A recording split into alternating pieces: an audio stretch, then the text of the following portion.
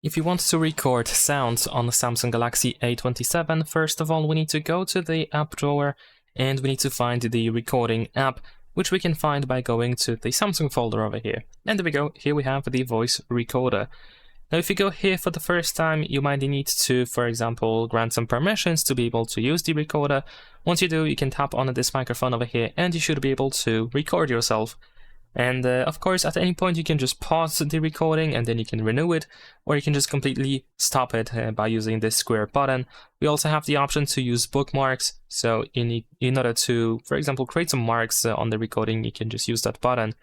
So let's stop the recording. Here we can set up the name and categorize the recording if you want to, and then we can tap on save.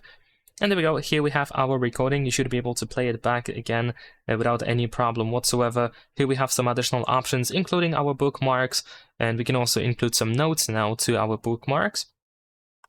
But besides that, here at the top we have this icon that allows you to simply transcribe the recording. Of course, it might take a short while, especially if the recording is longer, then it might take quite a bit of time to actually generate the transcription.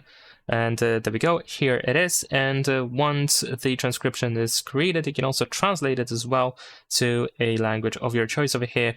Besides that, you can tap on these three dots in the upper right corner to find some additional options. And that's pretty much it. Leave a like and subscribe.